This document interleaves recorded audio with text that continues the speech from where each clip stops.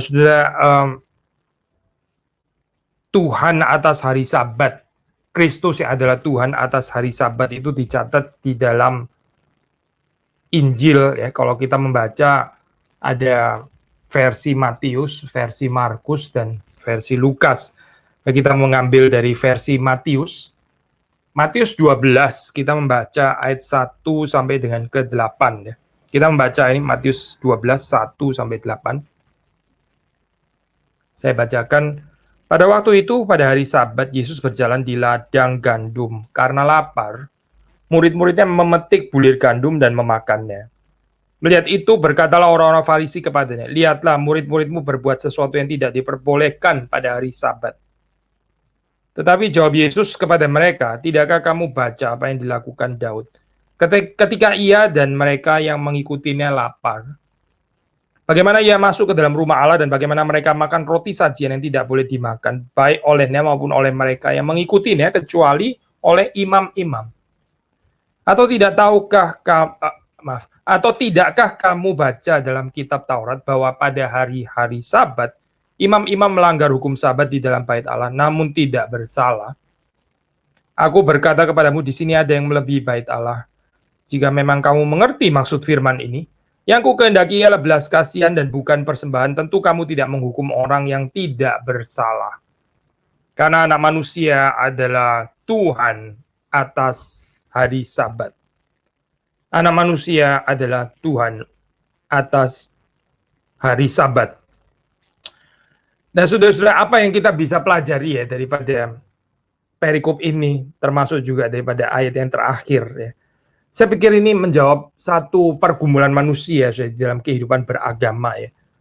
Semua agama itu pasti ada ya semacam peraturannya itu, semacam law ya, semacam hukum. Nah, bagaimana kita dealing, bagaimana kita berurusan dengan hukum, bagaimana kita berurusan dengan peraturan itu. Agama yang nggak ada law sama sekali, agama yang nggak ada peraturan sama sekali, ya itu kayaknya sulit ya disebut sebagai agama gitu. Kalau ini dibilang ini adalah agama, terus kemudian jadi apa? Latihan rohaninya apa, ritualnya apa, nggak ada semua gitu ya.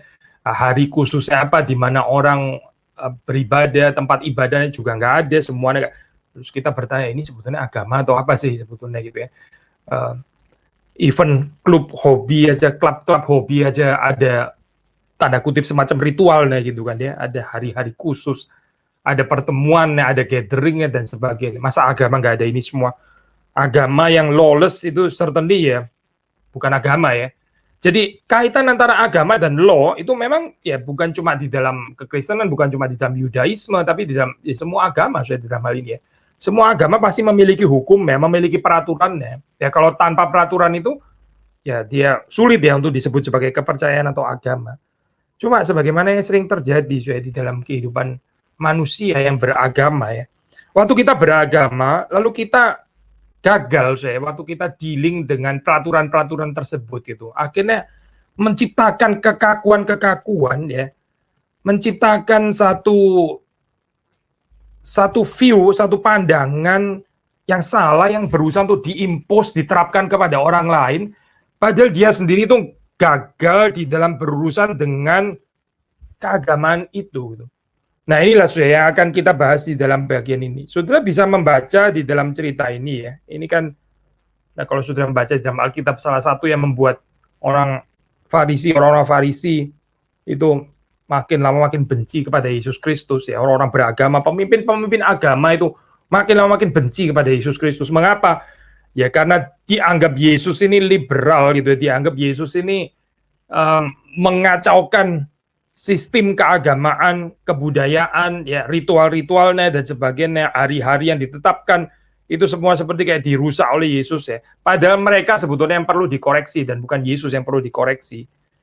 Yang terjadi di sini ya, kalau sudah membaca itu ada pertentangan ya tentang bagaimana memaknai atau mengobserve hari Sabat. Jadi kalau sudah membaca di dalam ayat yang pertama di situ kan dikatakan di situ murid-muridnya lapar lalu memetik bulir gandum dan memakan ya. Desain brosur kita ya, gambaran seperti itu sih, gambaran ya orang yang di ladang gandum ya, terus kemudian ini gambaran yang menyatakan kebebasan gitu ya. Tapi terus kemudian melihat itu ya, orang-orang Farisi teringat kepada hari Sabatnya. Murid-murid itu berbuat sesuatu yang tidak diperbolehkan pada hari Sabat. Jadi ini versinya orang Farisi di dalam observing Sabat, yaitu apa saudara? Tidak diperbolehkan. Nah ini kalau sudah baca misalnya dalam bahasa Inggris itu pakai istilah what is not lawful, ya.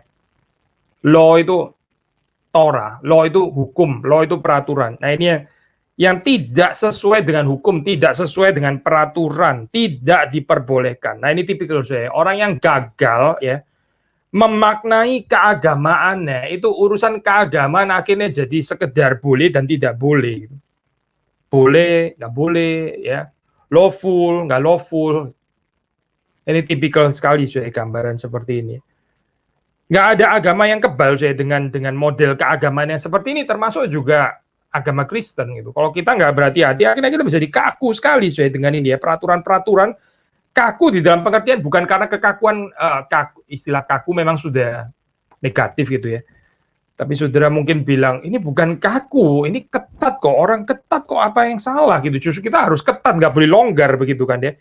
Tapi yang kita maksud dengan kekakuan yang keliru ini adalah, ini sudah apa, orang itu nggak menangkap substansi daripada agama itu sebetulnya apa, peraturan ini apa sebetulnya. Nah, Yesus di dalam bagian ini, waktu saudara membaca, dia menjelaskan ya tentang cerita Daud yang lapar ya bersama dengan mereka yang mengikuti, masuk ke rumah Allah, makan roti sajian, itu sebetulnya juga nggak lawful untuk dimakan kan. Tapi dia memakannya juga. Dan bukan cuma itu ya. Di dalam kitab Taurat pada hari-hari Sabat, kalau mau bicara observing Sabat, imam-imam sebetulnya boleh dikatakan juga melanggar ya. Melanggar di sini, melanggarnya tanda kutip gitu. Kalau mau dibilang melanggar, menurut peraturan orang Farisi yang seperti itu ya, ini sudah merupakan satu pelanggaran. Tapi kenapa nggak disebut melanggar? Apakah kita tidak lebih baik dengan rendah hati belajar daripada mereka? Bagaimana mereka berurusan dengan hukum-hukum keagamaan ini?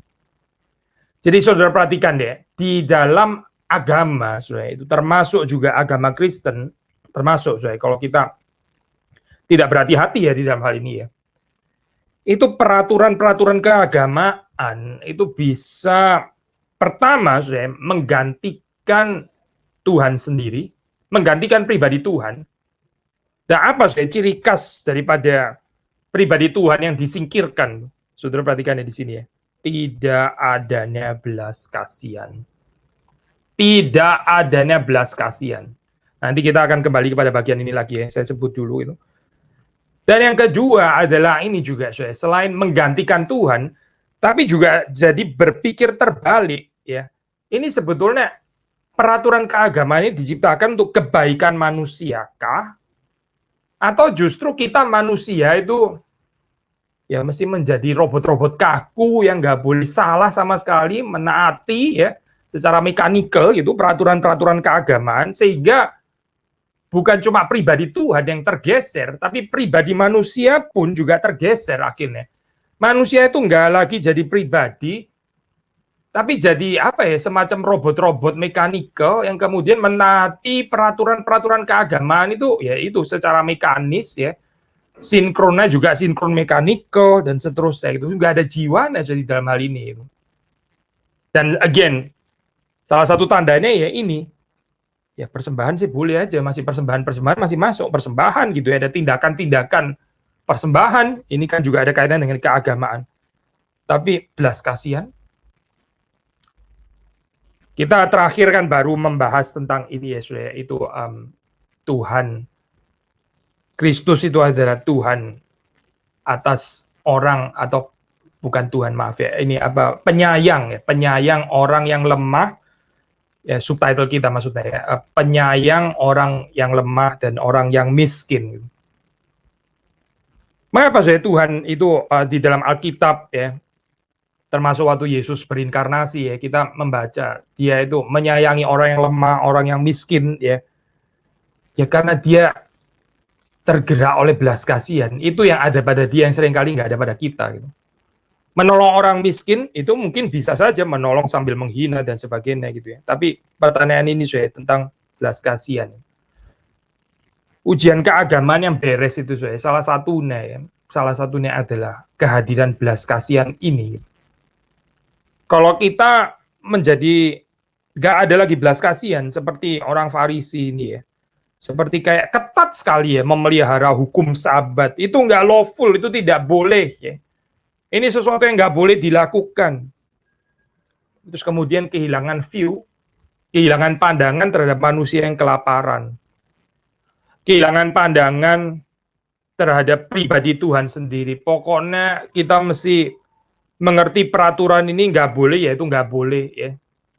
Kita pegang ini secara kaku. Sekali lagi, saudara, ini bukan cuma tentang Sabat, saudara, tapi tentang keagamaan itu sendiri. Gitu. Bagaimana sih kita melihat keagamaan itu dan peraturan-peraturannya? Waktu kita kehilangan pribadi Tuhan, ya, waktu kita kehilangan pribadi manusia, nah ini menjadi keagamaan yang menakutkan saudara, di dalam kehidupan kita. Dan Kristus datang itu membebaskan kita dari keagamaan yang seperti ini. Keagamaan apapun, saudara. Termasuk mungkin di dalam hal ini ya, keagamaan saudara dan saya yang mengaku Kristen, tapi sebetulnya cara kita mengobserve itu bukan dengan ada pribadi Tuhan, tapi main dengan peraturan seperti orang-orang Farisi ini.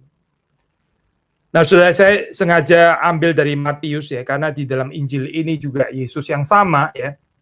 Di dalam Injil ini Yesus mengundang orang-orang yang law burden, yang dibebani dengan Taurat itu ya. Undangan yang terkenal itu saya. Marilah datang kepadaku ya, kamu sekalian yang berbeban berat, yang letih lesu dan berbeban berat. Ini letih lesu bukan karena kerja ya saya, bukan karena kerja paksa atau apa gitu, bukan ke sana konteksnya. Kalau saudara baca itu jelas konteksnya Matius ya. Letih lesu, mengapa bisa letih lesu? Mengapa bisa berbeban berat? Ini karena penghayatan peraturan-peraturan keagamaan yang salah, yang melelahkan itu, saudara, melelahkan. Orang jadi nggak ada true Sabat sebetulnya gitu. Nah di sini ada motivic connection ya, Sabat. Ini juga bicara Sabat, ayat itu juga bicara Sabat. Aku akan memberikan kepadamu perhentian. Sabat itu kan sebetulnya perhentian kan. Maka bukan kebetulan saya di sini ya, orang-orang Farisi yang nggak mengerti Torah sebetulnya, yang salah dealing dengan Torah, salah ya berurusan dengan peraturan-peraturan atau hukum-hukum keagamaan.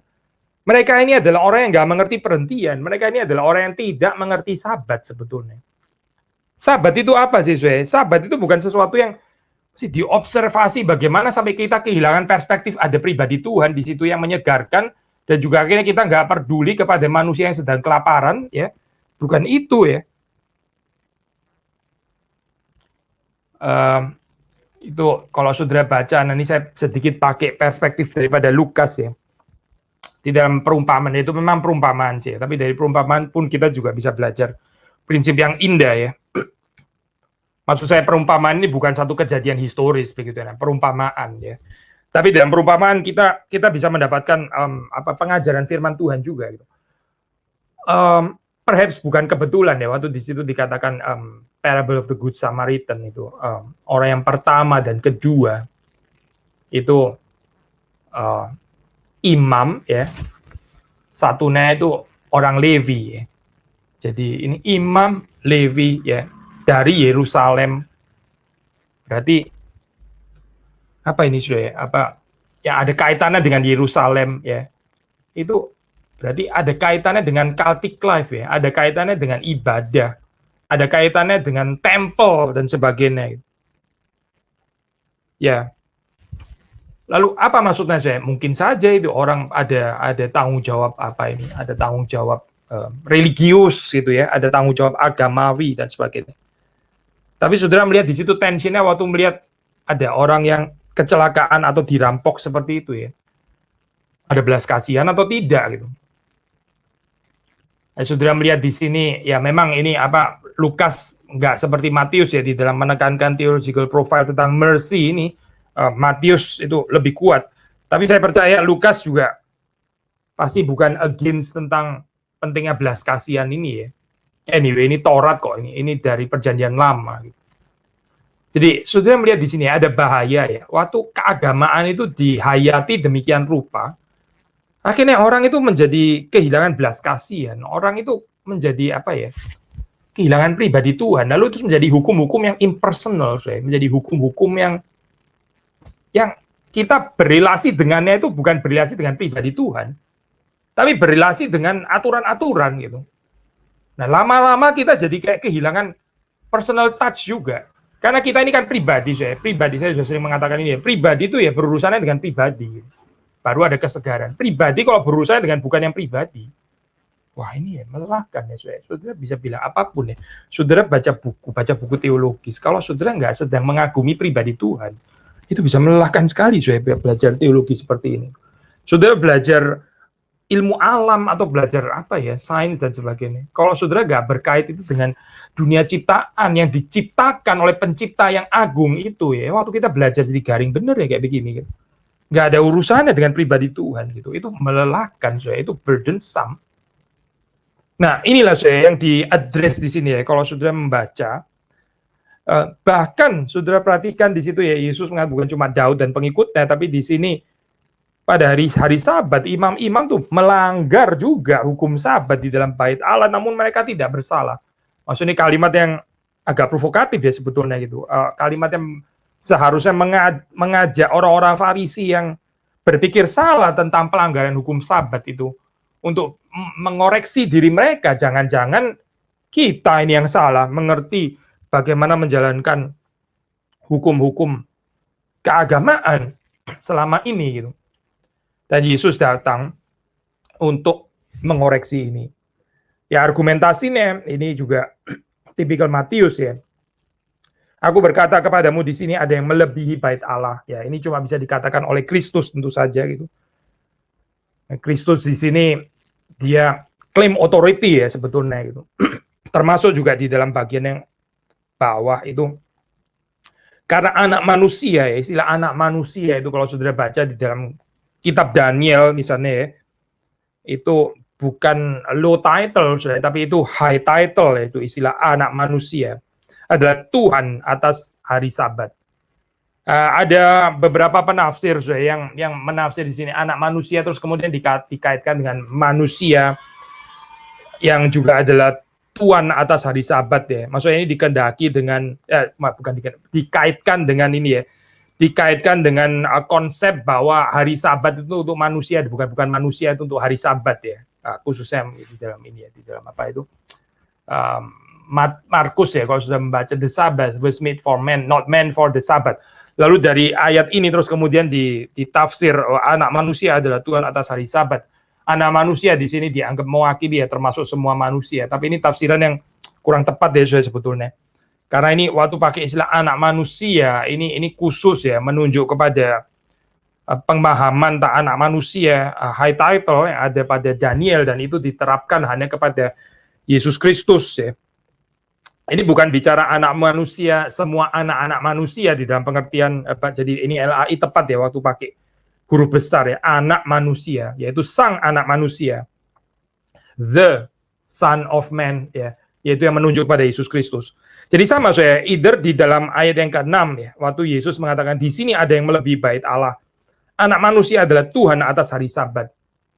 Ya saudara dan saya ini diundang gitu untuk mengakui ketuhanan Kristus, karena tanpa mengakui ketuhanan Kristus ya kita akan sulit untuk menerima otoritasnya atas agama ya, atas peraturan agama, atas hari Sabat, atas bait Allah ya.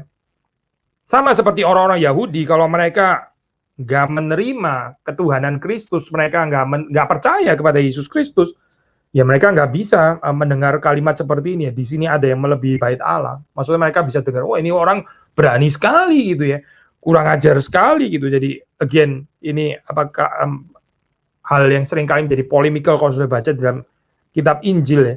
Kalau nggak urusan tempel, kalau nggak urusan bait Allah, ya ini urusan hari Sabat gitu ya.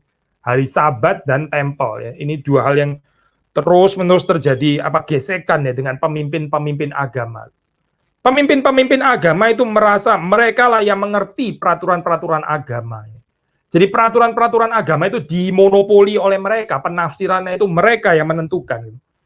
Tetapi waktu Tuhan sendiri datang, dia mengatakan dia adalah Tuhan atas hari Sabat. Kecuali kita kembali kepada Kristus ya, agama saudara dan saya itu nggak berarti. Kita akan memaknai agama itu secara salah.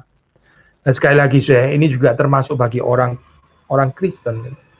Kalau kita mengganti Kristus yang pribadi itu ya dengan sekedar peraturan-peraturan keagamaan, keagamaan kita akan menjadi keagamaan yang akhirnya aneh. Ini akan menjadi keagamaan yang seringkali dikatakan oleh orang-orang ateis, inilah daripada penyebab segala kerusakan environment lah, keserakahan lah, perang lah, dan sebagainya ya. Ya, kenapa sudah bisa ada tuduhan-tuduhan seperti itu? Ya, kalaupun ini benar ya, benar sebagian, saya percaya karena agama itu gagal di dalam berurusan dengan pribadi Tuhan. Dan waktu gagal berurusan dengan pribadi Tuhan, ya, yang terjadi di dalam agama itu adalah ya ini nggak lagi itu menganggap manusia itu menjadi manusia. Saya pinjam perspektifnya Markus ya. Di sini jadi dikatakan di situ akhirnya bukan Sabat yang dibuat untuk manusia, tapi manusia yang akhirnya ada untuk Sabat. Nah, ini terbalik ya akhirnya. Padahal Sabat, yang namanya Sabat itu kan bicara tentang istirahat ya. Bicara tentang istirahat kan, ini saya pakai sederhana aja ya. Kita beli kasur gitu ya. Saudara punya kasur di rumah. Kita ada kasur tempat tidur. Itu untuk istirahat gitu ya. Jadi kasur itu untuk kita kan ya, supaya kita bisa menikmati istirahat di atasnya. Misalnya begitu ya. Tapi kalau hidup kita mulai dikendalikan oleh sang kasur gitu misalnya. Ya ini kan akan jadi aneh sekali. Jadi kasur ini mesti begini, cuma boleh ditidurinnya jam berapa gitu ya. Kasur nggak boleh ditaruh di dalam posisi yang seperti ini. Jadi kasur mesti gini posisinya. Dan kita nggak boleh pegang kasur pada jam-jam tertentu ya. Kita cuma boleh, akhirnya kita pikir, loh ini sebetulnya kasur ini untuk saya atau saya untuk kasur gitu sebetulnya. Ini sebetulnya mana yang untuk mana? Tuhan itu menciptakan Sabat itu untuk manusia. Tapi di sini manusia memperbudak dirinya ya, sehingga menjadi letih lesu dan berbeban berat untuk peraturan-peraturan yang sebetulnya diciptakan Tuhan itu untuk manusia, supaya manusia itu boleh menikmatinya, supaya manusia itu boleh menikmati peristirahatan, supaya manusia itu ada enjoyment. Ini untuk well-being-nya manusia sebetulnya. Ada aspek ya di sini dimensi antropologis ya, kalau kita boleh pakai istilah ini ya. Tetapi agama yang salah itu saudara perhatikan ya, itu jadi nggak manusiawi. Lalu atas nama ini lagi Allah lagi ya, atas nama teosentris. Saudara, teosentris yang nggak manusiawi itu pasti teosentris yang keliru. Nah, kita di dalam teologi reform kita ini sangat menekankan teosentris ya, tapi saudara bisa uji. Ini teosentrisnya benar atau enggak? Teosentris keliru itu adalah ya ini seperti orang Farisi ini kelihatan seperti teosentris ya. Seperti kayak saya sangat mementingkan Tuhan dan Torahnya dan peraturannya dan Sabatnya dan bait Allahnya ya dan baitnya. Tetapi apa yang menjadi ujian di sini? Yaitu sekali lagi ya, kegagalan untuk mengerti kehendak Tuhan. Apa itu kehendak Tuhan? Belas kasihan kalau menurut ayat ke-7. Belas kasihan itu mengarahkan kita kepada manusia yang lain. Belas kasihan itu membuat kita itu peka terhadap penderitaan orang lain. Nah, sekali lagi ya, saya juga nggak mau ayat ini di-abuse ya, karena kita waktu bicara kalimat-kalimat seperti ini ya, termasuk kemarin waktu kita minggu lalu maksudnya, waktu kita bicara tentang Tuhan itu penyayang orang miskin, ya, orang yang lemah dan sebagainya. Memang kita juga berpikir bahwa kita ini adalah orang miskin itu, adalah orang lemah itu ya. Jangan kita merasa kita kaya, kita nggak perlu Tuhan, kita nggak perlu disayang Tuhan dan sebagainya. Ini kan self-righteousness gitu. Tapi maksudnya begini, waktu dikatakan Tuhan itu adalah penyayang orang lemah dan orang miskin. Saudara dan saya itu dipanggil untuk menjadi seperti Tuhan. Dan bukan cuma menikmati sayangnya Tuhan saja. Gitu.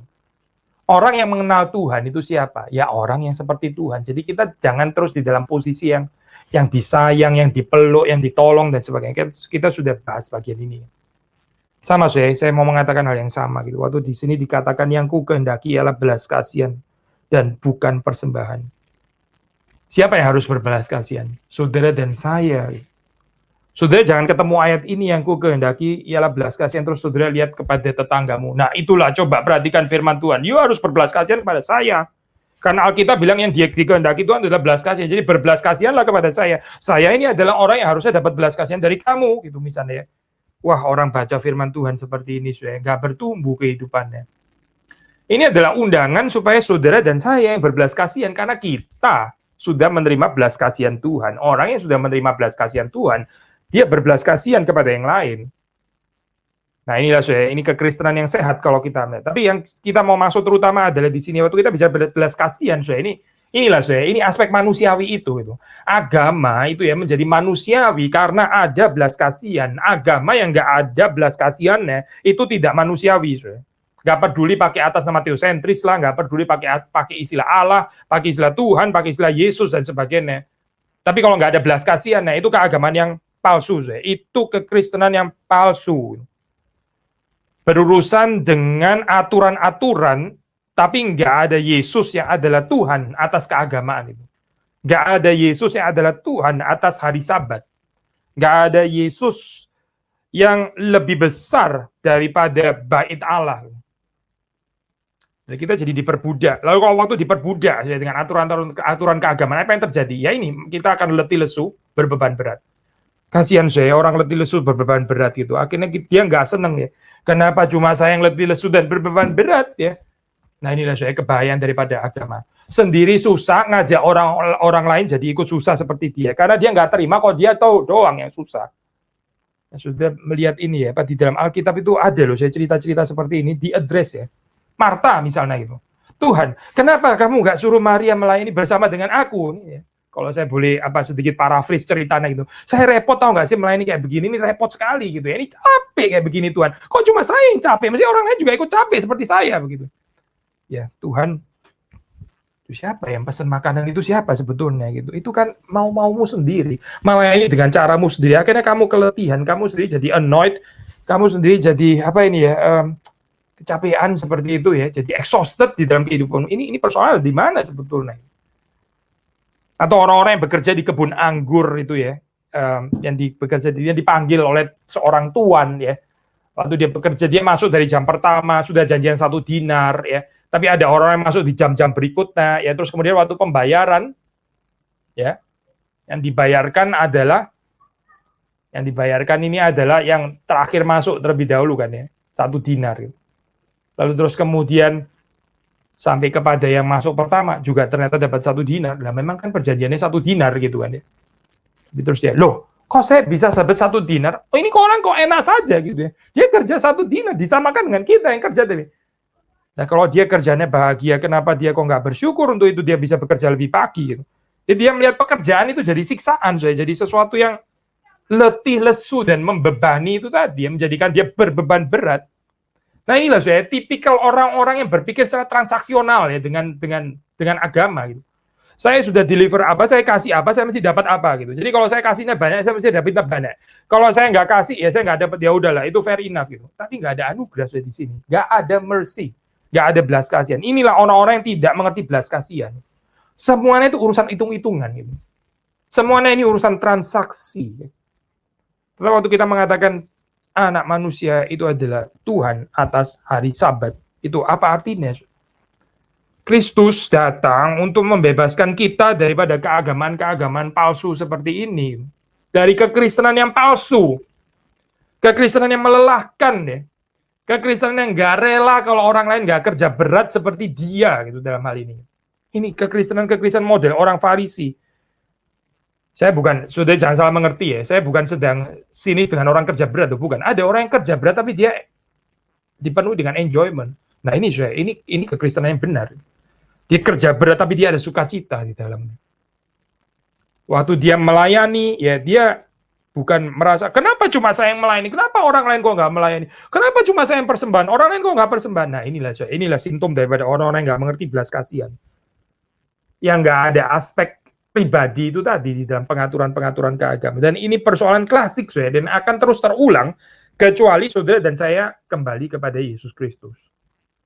Kalau kita kembali kepada Kristus, saudara, itu peraturan-peraturan itu bukan menjadi peraturan yang membebani gitu ya, tapi ini menjadi sweet law. Kita di dalam tradisi reform kita agak berhati-hati dengan kontras berlebihan ya. Wah, kita to be precise, kita banyak belajar sih daripada Martin Luther dan tradisi Lutheran ya. Maksudnya humbly kita bilang seperti itu, tapi bukan berarti kita nggak ada kritik sama sekali ya. Nah, kalau sudah perhatikan di dalam teologi reform itu kita nggak mengerti kontras law and gospel itu seperti yang dibicarakan di dalam Luther dan tradisi Lutheran ya. Law bukan gospel, gospel bukan law. Ya memang betul kalimat itu gitu ya. Ini apa? Memang law itu bukan gospel dan gospel bukan law, di dalam pengertian kedua hal itu berbeda. Tapi kita nggak menghadirkan kontras. Pokoknya anything pembicaraan tentang law itu sudah pasti kurang injili, kurang gospel ya, kurang bicara anugerah. Wah, ini bahaya sekali kalau dibicarakan seperti ini. Ini bisa memperkenalkan bentuk kekristenan antinomianisme. Nah, teologi reform khususnya sangat berhati-hati untuk tidak jatuh ke sini. Karena apa, Zoe? Karena kalau kita baca di dalam Alkitab ya, law itu sendiri ada gospelnya gitu. Dan gospel itu juga bukan tanpa perintah. Injil yang sejati itu bukan tanpa perintah, bukan tanpa undangan untuk partisipasi di dalam ketaatan terhadap perintah-perintah Tuhan. Dan ini bukan anti gospel, sudah bukan. Undangan untuk taat ini sendiri adalah undangan Injil gitu. Jadi saudara jangan bikin kontras antara law and gospel. Sampai pokoknya kalau kita bicara perintah itu langsung kurang injili gitu ya, kurang injili. Oh, ini langsung melelahkan. Coba saudara baca banyak sekali di dalam Alkitab bagaimana Yesus mengundang orang yang mengasihi aku taat kepada perintah-perintahku, gitu. Taat kepada perintah-perintah Bapa ya. Yang mengasihi aku dia akan menaati perintahku. Jadi ini Yesus mengajarkan legalisme begitu. Kan nggak tepat ya, Zoe. Masa Yesus sendiri mengajarkan legalisme? Saudara mesti koreksi kalau saudara berpikir law and gospel seperti ini ya. Saya khawatir ya dengan gospel yang tanpa law, sebagaimana kita juga khawatir dengan law yang tanpa gospel. Ini dua-duanya bukan ajaran dari Alkitab, saudara. Saudara mesti kritis dengan hal ini ya. Jadi kita akan menjadi orang-orang, either jadi orang Kristen yang cengeng, atau lebih parah lagi, jadi orang antinomianis akhirnya gitu. Karena setiap kali kita bicara tentang perintah, dianggap sebagai bentuk legalisme. Memang sudah di dalam bagian ini kita kritikal terhadap legalisme, betul menjadi legalisme. Tapi yang menggeser legalisme, yang menyelamatkan kita daripada legalisme, saudara perhatikan ya kalimat ini, yang menyelamatkan kita daripada legalisme, bukan tidak hadirnya perintah-perintah, bukan, saudara sama sekali salah. Yang menyelamatkan kita daripada legalisme dan neolegalisme, itu bukan bahwa kita nggak boleh lagi khotbah tentang perintah dan tentang hukum sama sekali, bukan, saudara sangat salah ya mengerti kalimat ini. Karena Yesus pun membicarakan tentang perintah-perintah, bahkan mengundang orang untuk menaati perintahnya. Jadi apa yang menyelamatkan orang daripada legalisme dan neolegalisme? Saudara perhatikan ya perikop ini. Yang menyelamatkan itu adalah pribadi Kristus. Kalau saudara cuma berurusan dengan law itu impersonal ya, nggak ada pribadi Tuhan ya. Perhatikan ya teman-temannya Ayub yang bicara tentang banyak prinsip, banyak teori tentang law gitu ya. Deuteronomistik teologi ya dihadirkan di dalam itu apa teman-temannya Ayub gitu ya, dia bicara Tuhan tuh gini pakai istilah Tuhan dan sebagainya ya, tapi nggak ada Tuhan ya, nggak ada bicara pribadi Tuhan yang dia berdoa yang relate kepadanya, nggak ada gitu. Yang ada adalah menggantikan Tuhan dengan rumusan-rumusan teologi. Nah ini ini ya model legalisme ini seperti ini gitu. Melelahkan legalisme dan neolegalisme. Tapi itu melelahkan bukan karena ada perintahnya, bukan karena ada hukumnya. Saudara kurang berpikir substansial kalau seperti ini. Yang melelahkan itu karena tidak adanya pribadi Kristus. Tapi kalau ada pribadi Kristus, waktu saudara observing Sabat itu menjadi sesuatu yang indah. Waktu saya menaati observing Sabat, ini sesuatu yang membebaskan. Saya bisa menikmatinya dengan istirahat yang disediakan oleh Tuhan. Jadi waktu saudara hari Minggu, misalnya dalam hal ini ya, saudara berhenti daripada pekerjaan dan sebagainya, saudara bersyukur Tuhan itu mengatur ini. Kita bukan menjalani seperti kayak orang yang sedang disiksa gitu ya. Ada orang kebaktian dia sengaja milih yang sepagi mungkin. Kenapa sih? Karena kalau sudah selesai tanggung jawab sudah selesai gitu ya, dia bisa ke mall lah, bisa ke pantai lah, dia bisa mancing dan sebagainya gitu ya. Ini orang agak aneh sih. Jadi bagi dia itu kebaktian itu adalah siksaan gitu. Makanya dia kepingin cepet-cepet selesai. Dia taruh di sepagi mungkin ya, karena apa? Setelah selesai pagi, nah sekarang me time gitu misalnya ya. Ini adalah waktu saya sendiri. Itu orang yang nggak mengerti sabat, saya pasti orang yang nggak mengerti sabat. Karena sabat itu bagi dia torturing. Ini adalah orang legalis sebetulnya gitu, yang nggak tahan dengan peraturan-peraturan. Masa kalau saudara berdoa setelah saudara selesai berdoa terus saudara bersyukur gitu ya, doa sudah selesai, sekarang saya bebas, sudah bebas gitu. Jadi maksudnya tadi waktu berdoa itu imprison, terpenjara gitu, kan aneh. Sudah orang berpikir seperti ini kan ada aneh ya. Nah kalau kita nggak bisa menikmati doa ya, masih mau doa juga, jadi doa itu untuk apa gitu? Makin lama makin doa makin impersonal akhirnya. Karena apa sih? Karena tidak ada pribadi Tuhan. Ya, tidak ada pribadi Tuhan. Nah, waktu pribadi Tuhan itu nggak ada. Nah, disitulah legalisme itu masuk. Dan waktu ini masuk, bukan cuma nggak ada pribadi Tuhan sekali, juga nggak ada pribadi manusia. Kita nggak sedang berurusan dengan manusia, kita berurusan dengan peraturan-peraturan akhirnya. Peraturan-peraturan yang melelahkan itu. Nah, cuma main peraturannya gini gitu ya. Ya, gereja kalau sudah seperti ini melelahkan ya, saya harap sih gereja saudara dan saya bukan gereja yang seperti ini ya, gereja yang main peraturan terus kemudian nggak mengerti lagi peraturan ini sebenarnya dibuat untuk apa gitu, substan daripada peraturan ini. Pokoknya nggak boleh ya itu nggak boleh. Jadi ini urusan boleh dan tidak boleh. Paulus mengatakan kalimat yang menarik ya waktu dia bilang, bagiku segala sesuatu ya boleh. Ini maksudnya bukan urusan boleh nggak boleh, tapi nggak semua hal itu berguna. Nah itu yang dikatakan Paulus. Maksudnya apa sih? Paulus mau transcends ya, kategori boleh nggak boleh, jangan, nah ini boleh dan sebagainya. Gak menarik sih itu keagamaan seperti itu. Keagamaan seperti itu cenderung sangat legalis memang. Tapi Paulus waktu dia nggak melakukan itu, ya bukan masalah boleh atau nggak boleh. Ini bukan urusan boleh atau nggak boleh, bukan urusan lawful atau nggak lawful, tapi ini urusan ini berguna atau tidak. Ini bermanfaat, berfaedah atau tidak. Nggak semua hal itu berguna, nggak semua itu berfaedah. Saudara mau makan kerikil dan makan apa, makan tanah liat, ya ini bukan urusan boleh nggak boleh, itu perlu, saudara perlu apa? Makan kerikil seperti itu ya, makan tanah, memang kita perlu itu. Kalau nggak perlu ya sudah nggak usah. Gitu. Ini bukan masalah, jangan sentuh kerikil, jangan sentuh tanah liat, itu bukan tuh di anak kecil kali, sudah dikasih tahu seperti ini. Tapi kalau kita bertumbuh kan kita nggak berpikir seperti itu. Saudara nggak dapat khotbah, saudara-saudara jangan apa, bentur-benturkan kepalamu ke tembok, itu tidak boleh. Sudah. Ini nggak lucu saya kita khotbah kayak begini ya. Jangan membentur-benturkan kepalamu ke tembok. Ya nggak cocok lah saya kalau kita ngomong ini tidak boleh begitu ya. Agak aneh saya orang menasihati seperti ini. Orang tahu sendiri bahwa itu nggak perlu memang. Itu yang dikatakan Paulus. Nggak berguna itu. Untuk apa kamu membentur-benturkan kepalamu ke tembok? Itu poinnya apa gitu. Jadi kecuali gila gitu kan. Nah, sama saya, waktu kita kembali kepada keagamaan yang benar di sini ya, waktu kita bertumbuh ya, ini bukan urusan lawful atau nggak lawful ya, boleh nggak boleh ya, lawful nggak lawful dan sebagainya. Ini urusan adalah perjumpaan dengan pribadi Kristus ya. Di dalam Kristus kita memaknai peraturan-peraturan atau hukum-hukum itu dengan bahagia, bukan dengan letih lesu dan berbeban berat.